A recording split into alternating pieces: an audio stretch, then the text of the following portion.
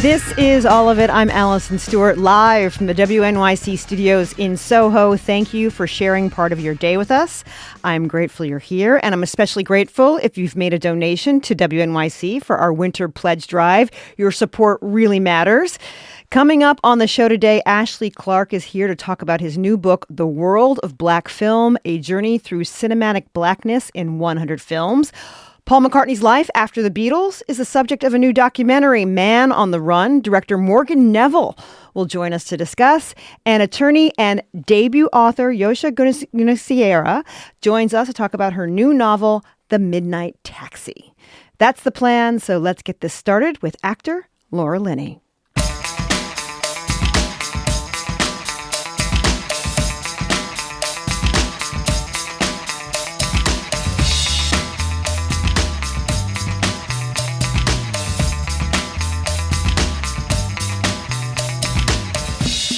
The new show, American Classic, begins with a meltdown. Kevin Kline stars as Richard Bean, a famous actor, playing King Lear, sort of. He has his lines piped into his ear, leading to a rather erratic performance. The actor gets into an argument with a critic, and it goes viral. To deal with the damage, his agent tells him to leave the city, to go home, and tells the press he had a breakdown. But Richard, he hasn't been home in a long time. And to make matters worse, he finds out his mom has died. And so Richard returns with a mix of ego and grief to Millersburg, Pennsylvania, where he got his start at his family's theater. Now, one person who isn't so sure he wants Richard to come home is his sister-in-law, Kristen, played by my next guest, Laura Linney. She helps run the theater, which has fallen on rough times, and she also happens to be the mayor of the town. Richard decides the only way to save the theater and the town is to put on a show. American Classic is premiering on MGM Plus on March 1st. Actor Laura Linney is my guest now. Welcome, Laura. Hi, what a pleasure to be here. So Kristen, she's Millersburg's mayor. She's a sister-in-law to a narcissistic actor. She's involved in the family town. What interested you in this character when you were offered the part? Well, it was more the overall story than the actual character, although I love her and I knew she'd be great fun to play. But, very rarely do you get the opportunity to present the theater in a television context. And there's so much about the theater that I love so deeply and that I feel is so important for people to know about. And this was a really wonderful, entertaining context in which to display all of that. It's interesting because the show was written by Michael Hoffman and Bob Martin, I believe it is. It is correct. And Bob used to work as an actor, right? I beg your pardon? Did Bob work as an actor? Yes, I think we've all worked as actors. Okay. Everyone connected to this show has a very profound connection to the theater and all its various incarnations. So yes. What did they get right about the various personalities who love acting in the most pure way and in the most narcissistic way? Well, I think what the theater does for everyone, regardless of what period of time in your life you experience the theater, is that it introduces you to parts of yourself that you don't know exist. Right. I think it causes a personal evolution that is surprising and refreshing and vitally important. And then also what the theater then does to not only your own inner world, but the world of your family and then of your city and then of your community and of your state, and what the arts do on a larger level is all stuff that I find important. And I'm thrilled if I see it in any work whatsoever. I feel the arts are an incredibly untapped resource for all of our mental health. Hear, hear. What is your earliest memory of working in a local production when you were young? Because this is, in many ways, a love letter to local theater. Yes, it is. And, all theater is community theater. Someone said that to me the other day, and I think that's really, really true. It might be on different levels, and people might be paid more, and there might be a little more flash and of this. But at the end of the day, it's all about connection. And for me, it started very, very early. My father was a playwright. So I grew up in and around the theater. I, did plays when I was in third grade. And then I was a technical apprentice at the New London Barn Playhouse in New London, New Hampshire, where my father had been an apprentice in the 50s. So I was backstage hanging lights and running lights at a very young age. And then it just sort of went on from there. It took me a long time to admit I wanted to be an actress. I had a little bit of embarrassment about that for some reason, but I finally broke through that. How much did working on this show bring back those memories for you? Oh, all of it. Absolutely. Particularly, a sense of belonging. People who sort of venture into the theater, they find a sense of family and a sense of belonging that they've been craving somehow. And that's from people who have very, very happy family lives and people who don't. But there is, like I was talking about, like there's an intimacy that happens in the theater that is safe and good. And and I think once people get a taste of that, it really does, it changes you. It just inherently changes you. So it brings back a lot of those memories, particularly, for thinking about when I was young and just sort of, thank God found my way there. I'm speaking to actor Laura Linney. We're discussing her role as Kristen Bean in the new series American Classic, streaming on MGM Plus beginning on March 1st. Richard comes home. The family tells Mhm. him not to go to the theater. What has this theater meant historically to the family and to Millersburg? Well, it's a theater that was created by the Beans, Richard Bean's mother and father, who were great thespians, and particularly during a time when local theaters and regional theaters really thrived in the United States. When I was growing up, it was where I wanted to be. I wanted to be a member of a company somewhere, hopefully Louisville or Minneapolis or something like that. And so it's the template of what the Millersburg Theater is one of those great thriving theaters that did the classics, that did all of the great repertoires that were done, in the 50s, 60s, 70s, before things started to fall apart a bit. So um, he comes back, and like a lot of small town America, the resources are not there. Hmm. And culture has shifted and changed, and priorities have inexplicably sort of morphed. And the theater has now had to give up its classic repertory sort of approach and is now doing dinner theater to survive. And it's interesting because in her role as mayor, she's got to think about the health of the town. Yes. But she really still wants to believe in the theater. How are those two positions at odds and how is she dealing with that? Well, art and commerce have always had a rocky kind of relationship. And I think there's fear that each side has of the other. And I think she understands that. And she's really trying desperately to make it work. So she has to play both sides of the fence a little bit, which doesn't feel good. And I think she's someone who really just should have been an actress all the way through. I mean, she became derailed. And so she took all of that desire to connect and Mm. make things better, and she willed her way into a state of local politics.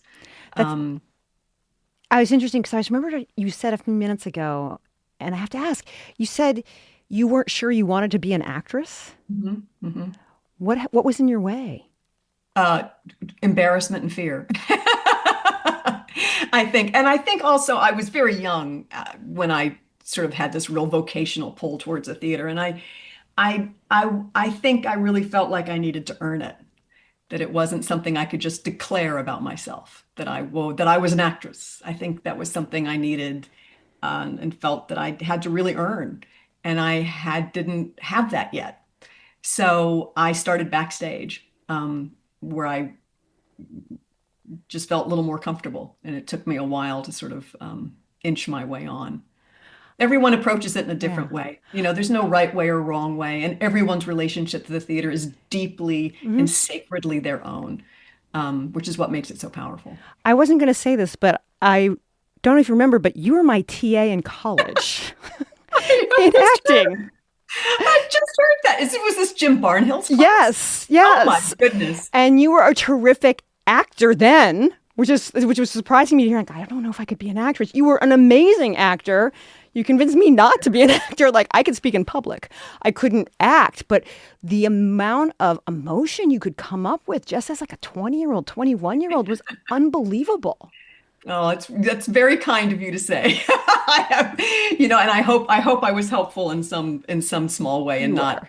not obnoxious and in a sort of Oh, profound collegiate way. no, you and Willis, you guys were great. Um, Uh, This is interesting in the show. When Richard is coming home, your character's not at all pleased. You say he's going to intone all over the place. Mm-hmm, mm-hmm. Why doesn't she I want? love that line. I think that's my favorite line of the whole show. It's pretty funny. Um, why does she not want Richard back? Well, for many reasons. She is his old girlfriend. He was her first love. Yeah. And they shared a life together and they had plans and dreams together, and none of that worked out. So she gave up on him, gave up on the idea of being an actress in New York City, and she went home to Millersburg where she marries his brother and then goes back to the work of trying to make that theater viable. So, and he's become very, very famous. And it's always complicated when there's a member of the family who becomes famous and sort of outgrows everyone and everything around them. And he also doesn't handle that success terribly well. So it's complicated. It's juicy and it's complicated. We have a clip from the show American Classic I want to play. This is from an early episode when Richard has returned home and is having dinner with Laura and John. And he and Laura get to talking about their past. She's a little bit salty. Let's listen. Yeah. You've changed. Kristen, you have fundamentally changed as a human being. Oh, no, no, no. You don't get to tell me who I am. I'm not telling you who you are. I'm telling you who you were. You had very high ideals. You were an artist. You built a theater company with your bare hands in New York. We, out of nothing. We built a theater company. You just stopped showing up. You still blame me because my career took off and yours didn't. Maybe that's because I was too busy taking care of you. Or maybe it was something else. No. No, I'm not going to. What? Say it. Do I need to say it? Yes, you do. Absolutely not. No, Do I not don't say need- it. Do not say it. Say it. Do not say it. I will say it. Please. You weren't as good as I was. No. You are such a dick. Well, at the time you weren't. You want to I know was why? better I than wasn't you able to go to because auditions because the entire time I was there, I was looking after you. How does their relationship evolve over the show? We don't want to give too many spoilers away, but how does it evolve? Well, I think they get to know each other in a different context, and people do grow up and they do have a common love and devotion for the theater that sort of that transcends anything else. Have you worked with Kevin Kline before? I have. Ooh, tell me more. Kevin is a Juilliard alum, as am I. And I did one of my first movies with Kevin, which was a film called Dave. So It's a if you great remember- movie. Oh my Yeah. gosh, yes. It's the president has a heart attack and then he's replaced by a lookalike. And I'm the secretary that he has the heart attack on in a compromising position. It was one of my first films. He was incredibly kind to me. And I was in awe of him because he is Kevin Kline. And I had grown up, I had seen him for decades on stage and always thrilled by everything he did. So we had been very, fond acquaintances throughout the decades. And so it's been just a joy to work with him on a more, on a daily basis. And also John Tenney, who plays my husband, was a classmate of mine at Juilliard. So we all, we're all connected in some way. At It's one all family. at one point, Kristen says that theater saved me when she was unhappy at 15 years old. Do you remember a time that you feel comfortable sharing when theater saved you? Oh, it certainly saved me. I think I was the one who even encouraged that monologue. Because for a lot of us, it does. It's hard to grow up. It's hard. And if you are a sensitive kid and you don't quite know what you're dealing with and you don't understand yourself and you don't understand other people, the theater is a safe place to go explore through literature, through great writing, that which has come before you and that which, there's so much to learn. And it's such an offering of wisdom and untangling things. So it's certainly for me. And it's where I learned all the basic important lessons of life, really. You learn problem solving, you learn grit, you learn patience, you learn how to keep your sense of humor, you learn discipline. And I say this to a lot of parents who have kids who want to go into the theater and it makes them nervous. And I always say to them, listen, what they will learn in the theater will make them better at whatever road they choose to take. It will only help everything. I mean, just the arts make everything better. They just do. So I'm a huge proponent of theater education for anyone and adults as well. I think it's something that everyone, I want everyone to have the experience of being in the theater at least one point in their life. I'm speaking to actor Laura Linney. We're discussing her role on the new show American Classic. Let's fast forward a little bit in the show. Richard decides to use his fame to star and to put on a show. He chooses Our Town. How does he feel? How does Kristen feel about Our Town? Well, they acted in a production of Our Town together, and they fell in love while they were doing it. So it's loaded. Our Town is also, not unsurprisingly, the great American classic in the American theatrical canon. It is one of the great singularly American plays, and its effect on any audience member, no matter when you see it, is always profound. That play will just knock you sideways. Yeah. Kenny Leon's was really good when he redid it. Was it a year or two ago? It was really good. It's a masterpiece of a play. So her connection and love for it is hers and hers alone, but then it is also very connected to Richard and the relationship that they had, and to the family that she now belongs to. So it's and Our Town has that effect on many people. My grandmother was in a production of Our Town. Really? My father wrote a short piece about watching his mother be in Our Town. It's a play that tends to stay very close to you if you grew up in the theater. Have you done it? Have you been in Our Town? I've never actually acted in it, but there is a famous character within Our Town who is who they call the stage manager, who sort of narrates the play. But I was the actual stage manager. I was backstage, calling lights and doing. I did that in high school. I was, running the lights and calling the cues and, all of that sort of stuff. So that's spectacular. That's the closest I've ever been to a production. You were the stage manager of Our Town. That's awesome. I was the real stage manager. Yes. It was before I had the real desire to get on stage. Oh, that is so funny.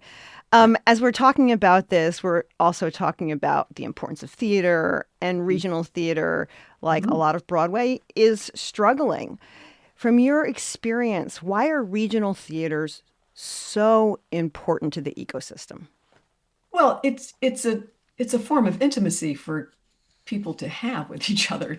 And, the thing that's been so heartbreaking for me to watch over the past, decade or so is that communities are just being pulled apart and dissolved, whether by technology or by just culture, and they're the daily intimacies of life that sort of make for the health of a society.